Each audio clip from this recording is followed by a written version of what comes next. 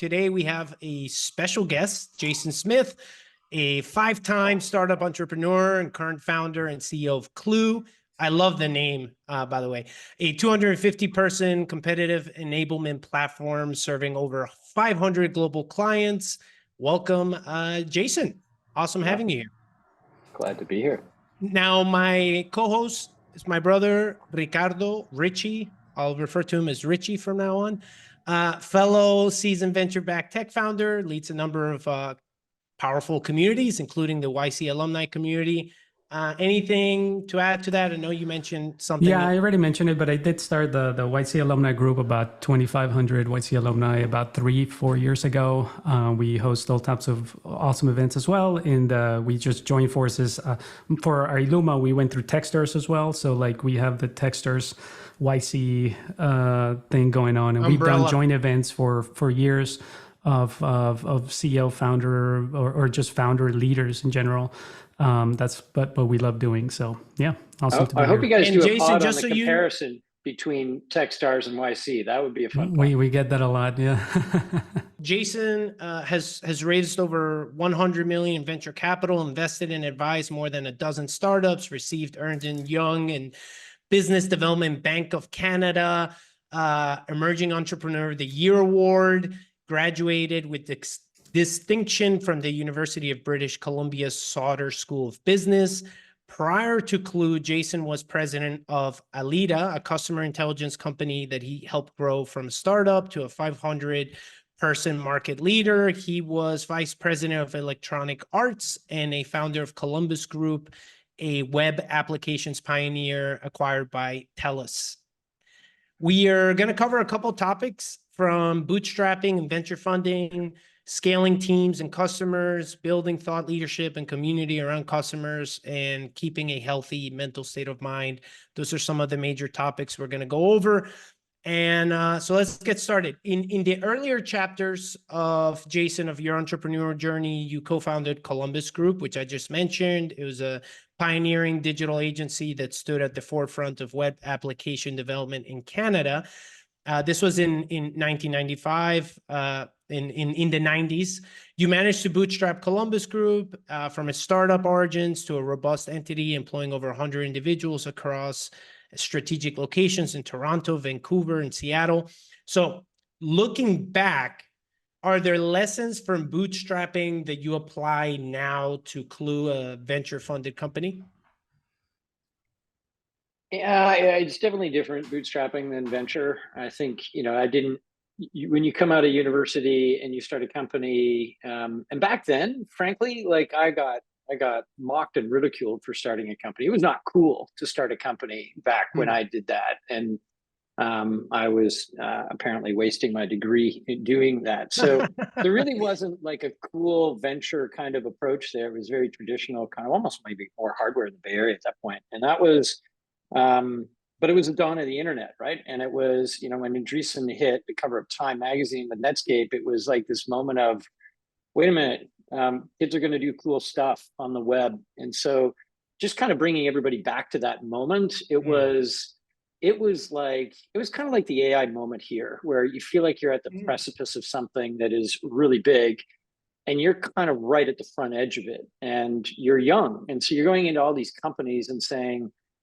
listen, I know you're 20 years my senior. I know you're a vice president of a multi-billion-dollar company, but there's this thing call the internet, and it's going to be big, and I know about it and you don't, and let me help you. And like literally that's how we started. And it really, like all kind of new things, you're going in and it doesn't take a lot to be an expert. You're maybe a little more read than somebody else. And so that kind of propels itself. And so before we knew it, we were bootstrapped in a way that wasn't really calculated or thought. It was, we got a client and then another client and then another client. And then before you know it, things are rolling. And because the venture community wasn't really a thing, at that point, it became very much a profit focus. And I think that's the fundamental difference, when I think of bootstrapping with that business and then other venture-backed businesses, you're just so laser focused on clients. You have to have clients. They have to work. You have to be obsessed about making them work so that they stick and spend money. And then get on a stage and be an apostle for you and like be referrals. So like those, I mean, and it's true in a venture-backed company, the first 20 clients they need to be evangelists for you. So you will do everything for those first 20 clients in a way that is not scalable, in a way that is probably not correct, but you need it because you need people to create a little Cambrian explosion in that little world that you're in. And so maybe that is the comparable to now kind of a venture-backed business, is those first 20 where everything, it's just in a bootstrap business, the next 20 and the next 20 and the next 20 were critical as well, because you have no money to invest in the next thing unless you get, more clients going. And so just this laser focus on customers and using any kind of profit that you had to kind of build it. That's a fundamental difference. There's also to the personal debt and the risk difference in a bootstrap world than venture. But the one thing that frankly I miss from the bootstrap side is the culture of lean. You can get kind of fat in a venture business, and like raising money for Klue, where it's probably the biggest venture-backed business that I've been involved in. It gets really hard to talk about you need to hit that conference or go on that trip when you've just raised $50 million, right? But when you don't have that, right, you've got this like, do you need that 10? It's just a fundamentally different approach. And then that creates a culture that enables you to kind of scale in a much more kind of profit mean way than throw money at it, see if it works. Instead of doing one experiment at a time, you do 10 at a time, knowing that 9 might fail, all in the name of trying to get growth. And maybe it's shifted a little more to capital efficient growth, but it's still growth, in the venture world. And so definitely fundamental differences there. There is a credibility thing that's also really nice. So in the venture world, we got backed by some pretty decent sized venture firms, Salesforce and Tiger and David Sachs and Kraft Ventures and Omers and some others. And so rock stars, they lend credibility in a way that some of the big enterprises are like, wait a minute, if we depend on you for this thing, are you going to go under? Which was, big questions early on for a lot of our clients at all companies, because you don't start with this big venture-backed gift. You have to get customers. So they're all wondering if you're going to survive. But that really goes away when you've got a big balance sheet and you've got credible investors that have multi-billion-dollar funds, $100 billion, then they don't want you to fail. And so that helps with the customer piece. That makes a ton of sense. I love that. Columbus Group ended up acquiring, TELUS ended up acquiring Columbus Group for a multi-million-dollar figure. How did this sale opportunity unfold? I'm always very curious about the initial approach to a sale, right? Was it TELUS approaching you? Did it come from a partnership that had already evolved, or what did that look like, that experience? Yeah, and just for for folks that don't know, if Canadians just live in igloos, TELUS is like a Verizon of Canada. It's kind of one of the big telcos. So look, just thinking less about that particular acquisition and just thinking about acquisitions in general, I think there's a handful of things that come into play when you think about an acquisition. There's the good ones where it's just this huge strategic premium that somebody comes along and is willing to pay, and you're looking at it going, all right, that's a lot of money, and they claim, at least, that they're going to help propel your business. So there's a distribution platform, there's a complementary product set, whatever it is, and it feels like you could actually accomplish your vision in a much more effective way. That is certainly what TELUS said to us in the early days. We're basically a big kind of dumb telco pipe, and we want these web applications on it, and you're the thing building cool web applications.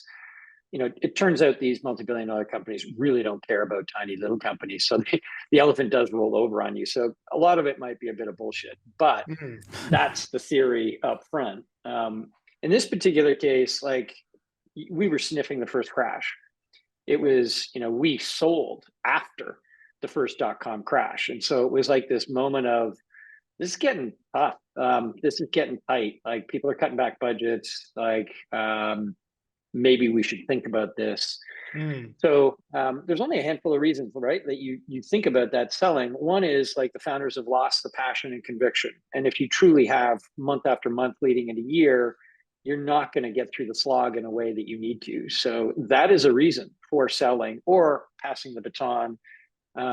Maybe another is like you're not convinced that there's a through line to building the business that you want to build. And that was Columbus Group's case, where we looked at it, the dot-com melting here is going to make it increasingly challenged to build a massive business that we wanted. Maybe the time is to sell. AI might be that moment now, where there's this AI threat boogeyman that is maybe going to replace every SaaS company in the world with a chat interface, right? So there's this question of, existential growth and your through line into that. And then the others are a little more obvious. It's you're running out of money. you can't do it. You realistically don't have any alternatives and you're trying to shut it down. But one other thing I'd say, that Columbus Group was my first business. I didn't know better. I'm young. I'm in my 20s, and I didn't know what it was like. And I certainly had never made money before, and I didn't come from money. And so the idea of getting millions of dollars was huge to me, and it was kind of game changing. And so I think you're much more prone to sell your first business, and then you've established yourself. And the weird thing is, you kind of chase this, you get money. And then like everybody who has made that threshold, they tell you, it's like you get there, you might buy a nice car. And then the next thing you know, you're like, well, what do I want to do? I actually want to start another business and feel that momentum that I had. And so you're in this, I don't know, it ends up kind of creating this plateau of you can buy a couple things and it sets your life up in my case, an amazing way. And then from there on in, I'm like, actually, I want to replicate what I had and never sell it again.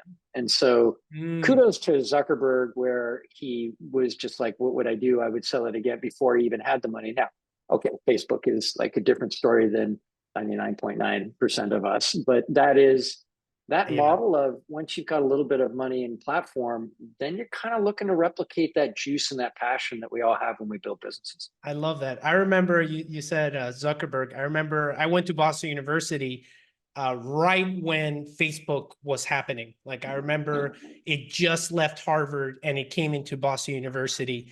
And I remember maybe a year into it, he got an offer for, it was like 200 million or something. And in the cafeteria, we're like, oh my God, he's not going to sell? He's crazy, right? And it was $1 billion. He had $1 billion offer. Oh, right. But even early, like super early. Okay. It was like 150 million that someone offered. And at that stage, by the way, we were so close. Our campuses were so close that like, it was from friends that were in his class, that were in his, you know what I mean? Like it was such a close knit, in Boston, it's filled with so many universities. So anyways, to your point, like kudos to him, everyone, a student thinking 150 million, you're like, what?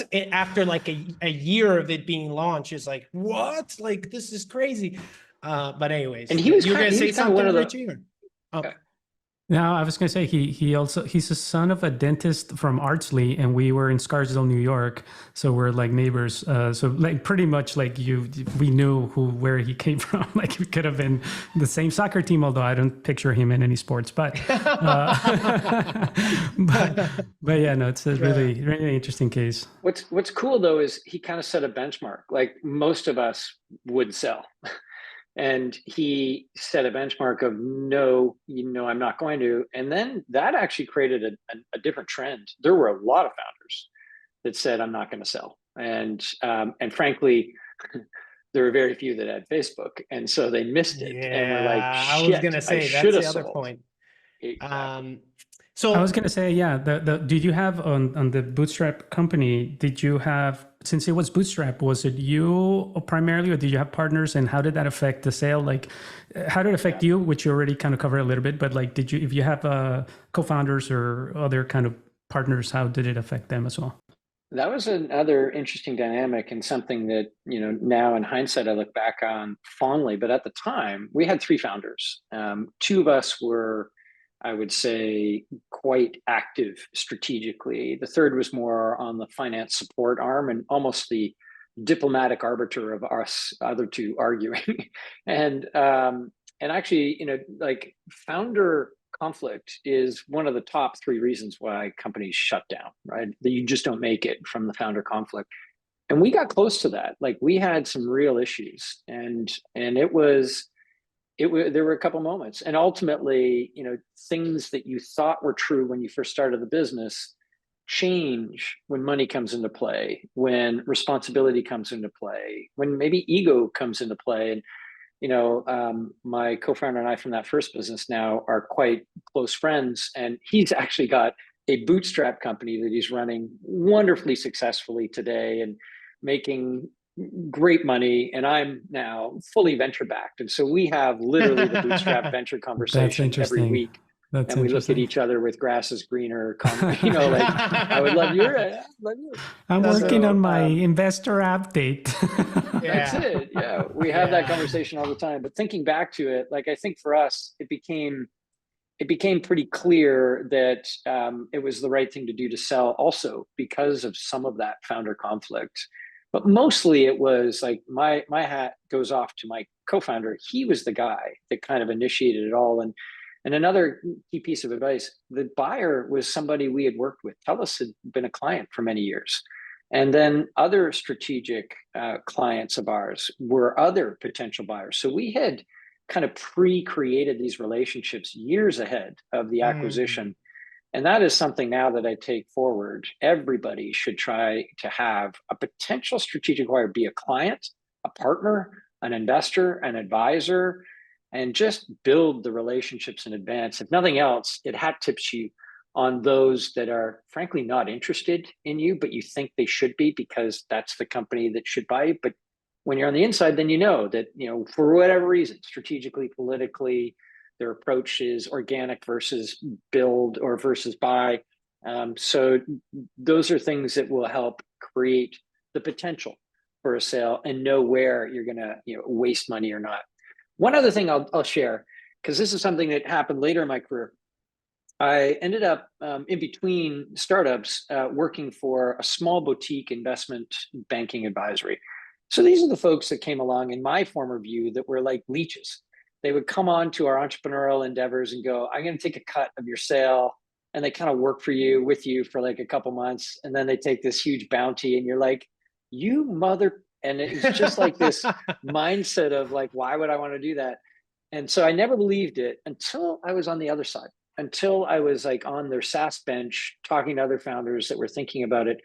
And when I heard those investment bankers pitch these businesses of these entrepreneurs to investors, the way that the third party can storytell and craft is 10x better than we can in our loaded minds as entrepreneurs. And so I became a huge fan of saying, pay them, because they will get the premium in a way that you will not as a founder. And so, that's really ironically, now I'm a big fan of investment bankers.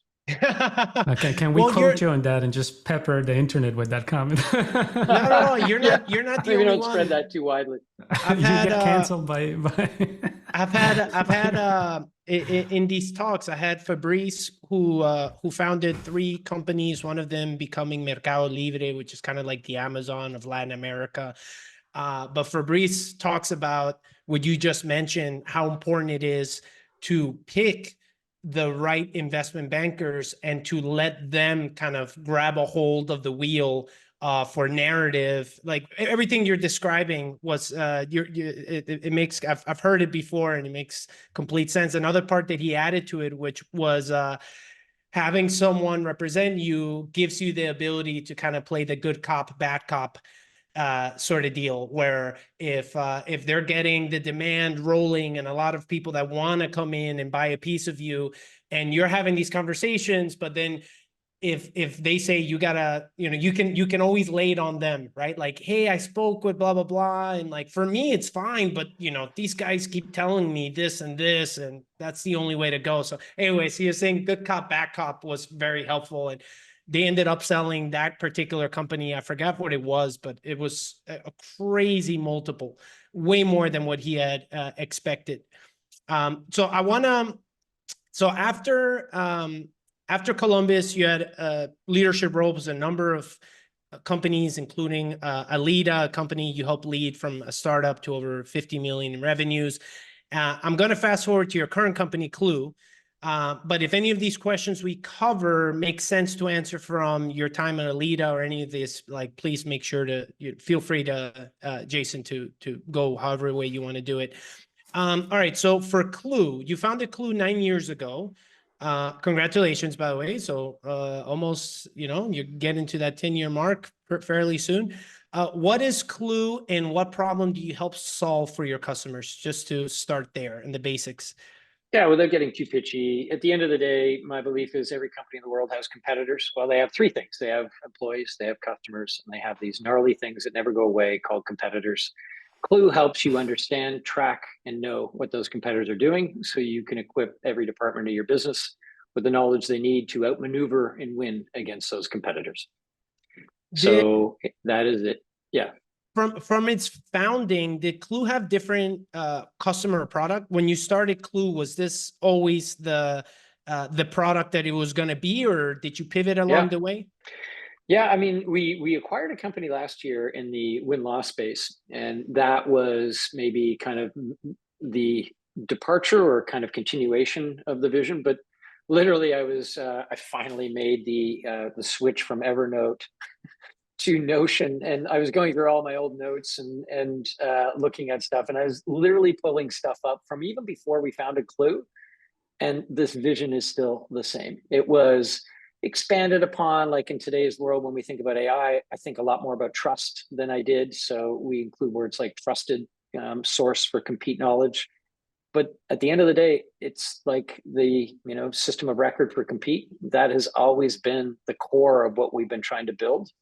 And so interesting that, and I bet you if we all look back on our through line of kind of our rough notes, the thread of really what you're doing, the North Star is probably north. You might be slightly, a couple degrees northwest, a couple degrees northeast as you go, but it's not like you're going south and saying, I'm getting into EVs now. It is very much a north direction that Klue has been in all along.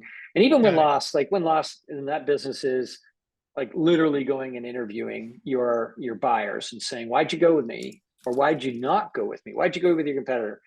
And the stuff and the signal that we get from those interviews is just freaking unbelievable. Like the truth. Actually, you got kind of a bro culture in sales. What do you mean we have a broker? And it's not like the salesperson on your team in the CRM pulled down the menu and said, reason for lost, bro culture. So you find out this hard truth that kind of carries through a go-to-market motion. So for us, understanding why buyers buy ends up understanding kind of part of the competitive narrative and just makes that compete source of truth much better for go-to-market teams. What do I say when asked, how do I compare? And that buyer insight really plays into it. So that's maybe the only kind of evolution, but I call it an evolution more than I would have changed. Who are your first customers? Considering that, did you get some of those previous customers from your experience for the past couple of companies, or were they like brand new, or how did that unfold? Yeah, it's interesting. Well, the idea for Klue came from Alida. So maybe the one tie back to the Alida story is, that was an 8-person startup when I joined it. I took on sales and marketing when I first joined, became president 30 months later, and we grew that up to 500 people. And we were all around the globe. And it was embarrassing when I would be sitting on sales calls and my prospect would be correcting us on what my competitor did. And our sales team would be like, oh, no, we do that really well. Like, we're good. And they don't do this well. And they're like, whoa, hold on. I got a demo yesterday and they actually do that really well. So tell me again how you're different. And the number of times I got exposed to that, I'm like, this is we got to fix this. And so literally had our product team put together this awesome wiki that was killer on all this compete knowledge. And then it was at a date in 2 weeks and nobody would bother going, and it created that stupid cycle again. And so we were like, we got to fix it. So I looked around for more solutions, didn't find any. That's what led me to founding Klue and saying, I think there's 100 million companies in the world. They all have these competitors. Why isn't there a solution? Let's fix that. So that became the genesis of it. There are a handful of clients that I did speak to from Alita days about it, including Alita. Like I wanted them to use it, right? They were 500 people. They're a decent sized SaaS company. And so they were one of the first clients. And then you're basically doing what we all do.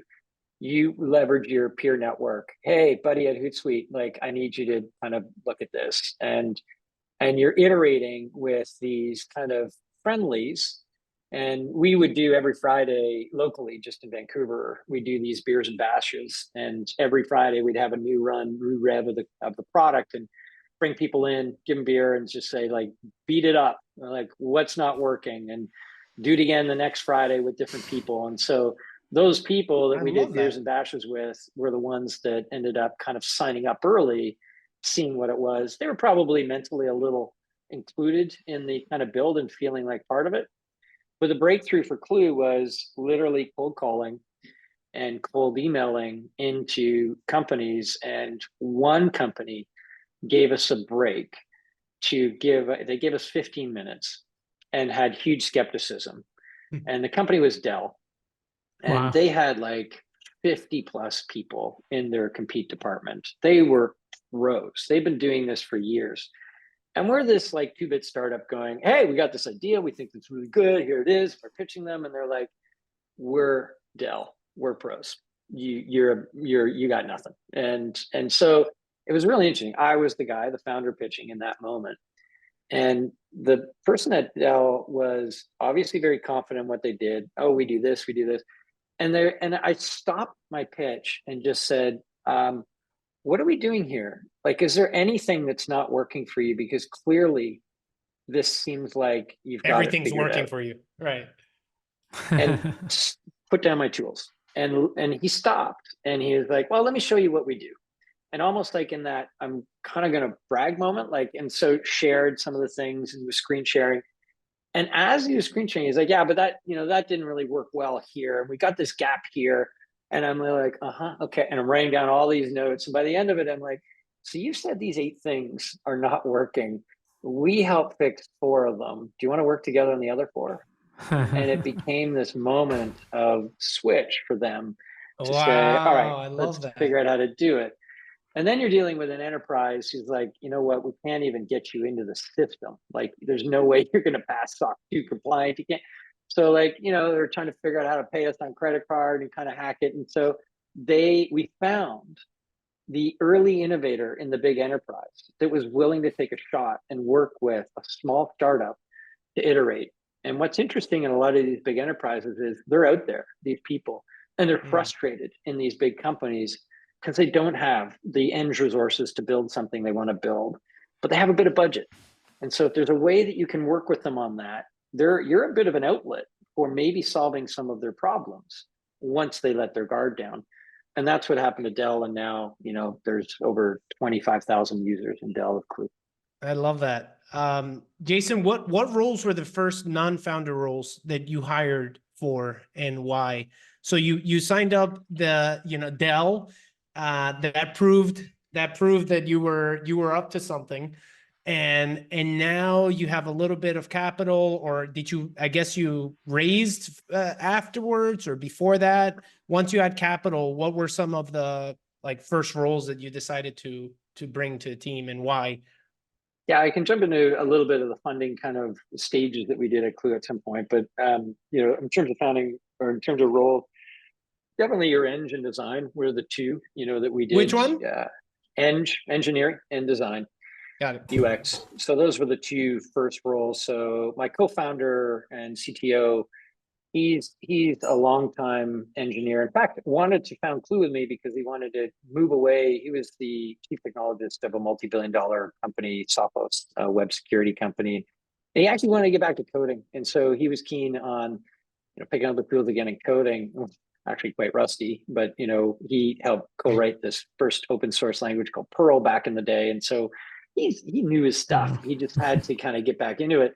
So he was there coding, and then we needed more. So we had more of a front end dev to pair him with that, and then a UX lead who was just geeky enough to kind of front end non-production code push, and so this was back kind of earlier days where there was a lot fewer kind of low code, no code tools to be able to kind of kickstart, what you're doing.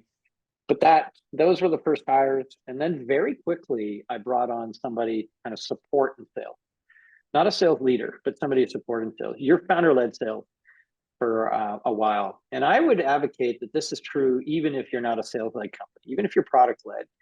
You're going to have people come in, they're going to play with your product, they're going to premium their way to usage. But there's somebody in that organization that's a couple levels above that unlocked budget for a much broader rollout of that platform with users. And you need to get to that person. And that's going to be forced. And that's going to be talking to them. And so one thing I'll finish, Alejandro, looks like you want to ask something. The founder is going to be doing the dancing on stage in those meetings, but having somebody do the battering ram of following up, making the meeting, taking the notes, making sure the CRM is updated, and putting together the pitch decks and kind of carrying the momentum. And during that time, you are seeding that person with how to pitch, how to talk about the product. And so you're training them on the pitch. They're handling all of the details so you can show up and perform. And I find that's the best way to kind of begin your selling process. Great. Richie, I know you have one too. Yeah. I've been a CEO, I guess, for 20 years, which makes me feel like I'm 65, but I'm not. I also started a bootstrap company for the first 7 years out of undergrad. So I've had my question is, can you share a time where a CEO, some critical information never made it to you in time, and as a result, then created in a huge problem down the line? My favorite example of this is a recent one, or fairly recent, with the Cybertruck demo of Elon Musk with the bulletproof glass. That's probably somebody was too scared to tell him that it wasn't demo ready, and so as a CEO, I know exactly what happened there. I'm like, I know exactly what happened there. So I always love, and it's also relative. I mean, it's exactly what one of the areas that we're working on as well with my second company. So always curious to get those CEO stories of Jesus Christ. Yeah. It's a great, I find that really becomes more of an issue as you scale into the hundreds of employees. In the early days, I don't find that an issue at all. And very much, depending on the culture, if you're Elon, maybe you scare the shit out of people. I'm not that CEO. I'm much more collaborative, but I'm asking and demanding high performance. So there's no question, and I'll hold myself to that bar. And certainly in the early days, in fact, it's always your behavior. To quote Ben Horowitz, it's what you do, it's not what you say, that creates the culture and embeds how people think. So if you're the one out there up front, working those long hours, hustling on every little piece, and being candid with maybe opening with some care and curiosity of what's your approach, what's your angle, and I'm doing this not to kind of abuse you, but to unlock your potential. If people feel that, then they can move to the candid side. And literally, that's kind of part of our core values, candid, but you got to have, care, and you got to be curious before you have the ticket and the opening to be candid. So, I tried to practice that very early on in the business and be very upfront and be humble about the mistakes that I made, and put a big spotlight on those mistakes so that everybody felt like they could share their own. And Jason, you mentioned that could happen, or makes a lot more sense that happening as the company's bigger, so I'm curious about if you're at 200, 300, and I know that the difference between teams is massive, right? If your team is at 100 versus if your team is at, I don't know, double that, triple that. With that company, I think it was Alita, which had 500 and so employees. Was that something that took place at that size, or would you say it's even bigger sizes in teams in terms of the communication not coming to that, not coming to you, the CEO, the president, of something that probably you should know about, but people are still trying to solve it for themselves. Yeah. And until it's too late, I guess. Fast forwarding to kind of, as you get bigger, there is clearly, comms gaps to the CEO. So, Ricardo Ricci, that is the thing that I clearly see today. And I see it in two levels, two buckets. One is the well-meaning bucket. You're a busy CEO. We're trying to take things off your plate. I think this is below what you need to know about. And then it blows up. And then you're like, son of a, why didn't you, whether it's a key employee resigning that you're like, you told me they were happy, I should have spent some time with them. Or it's a client that surprise churns that you're like, how did that happen? Or it's a product release that is missed based on all these discussions that you have, but then you move from that product moment and you're focused on, say, the go-to-market motion, and then it's released and it's like just not, and it's a million little decisions that are made through that process. You can't, a CEO, muck in all of them. And so again, two buckets. The one is where people are just like, I'm just not going to bring it to you, and then it blows up. And then it's a learning moment and everybody's talking about it. Let's unpack this. What do we do? And all you're trying to do is, those mistakes will always happen. And then it's just, how can we learn from it and mitigate it next time? That one is worthy of bringing it up. If you sniff this, if you smell smoke over here, I need you to bring me in. If you're already 15 decisions down from, and it's different from what you talked to me on, bring me back in those moments. So trying to find kind of the proactive learning in that. The other one is more nefarious, where they're not doing it because they find you a challenge to deal with. You're a strong CEO with strong opinions, and they just don't want the hassle of fighting with you on it. And they want to kind of push forward. And those can be very good people in your organization, but they can also want the room. And those are the ones where sometimes it works and sometimes it doesn't. They kind of run down that path.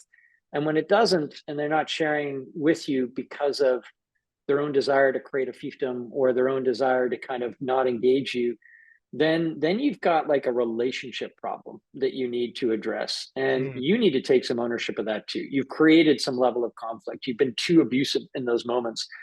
And you literally need to go get drunk and go for dinner. You need to have long conversations where humans come to the fore, not the armored, employee, employer, boss, manager kind of stuff. You bring your armor and you bring your baggage, and then you end up just having weird kind of no man's land volley conversations instead of let's sit on the same side, look at the table together.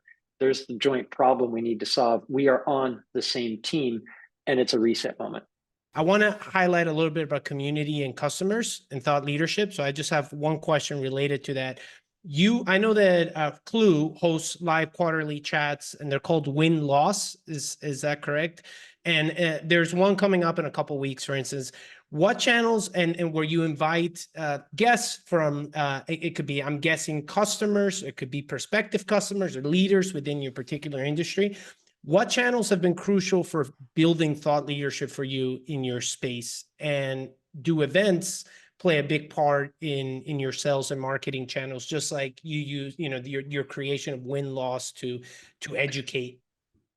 It's a great question. And I think, so very much company dependent where you're going to focus your efforts, how much more B2C, B2B, and even which channels within. So, the problem early on is you just get spread too thin. You just can't do it all. And I'm much more a believer of, instead of doing 5 or 10 conferences in a mediocre white tablecloth, small booth way, I'd rather do one in a big bang way. And I'd rather throw the best party, and I'd rather have 10 people there. They're all wearing Klue stuff.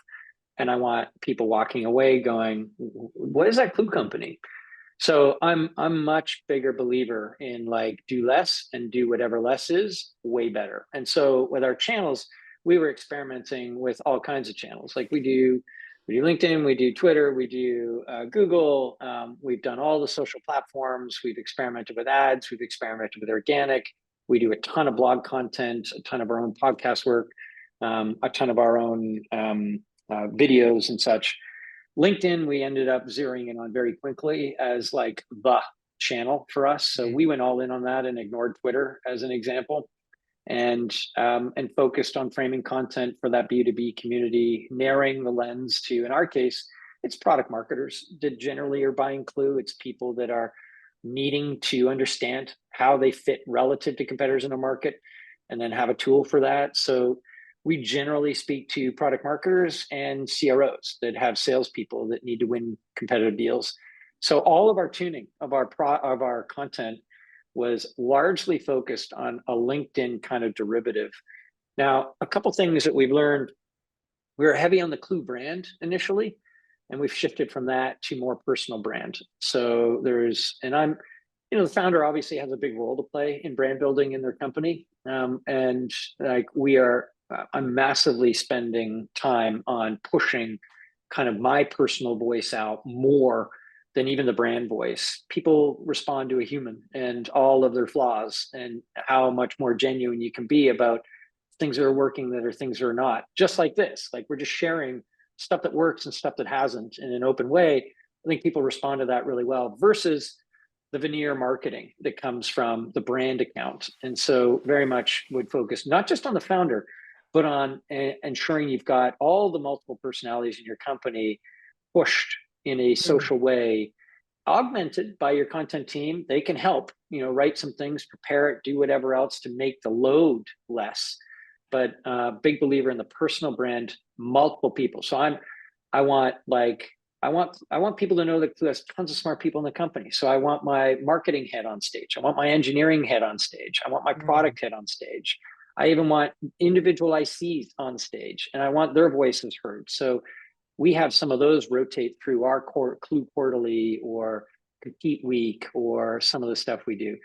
Now, the other thing is the brand tone. I think trying to find your brand language is really, really critical. So how campaigny does it feel? How much fun does it feel like? Like we ran this campaign recently called Al versus AI. So, A lowercase L. I think I saw that. Yeah. AI. And basically it was like, Al, the old way of doing things with the filing cabinet, and AI That's that can good. do it really quickly. And it was kind of a riff off the old PC commercials, which were super fun.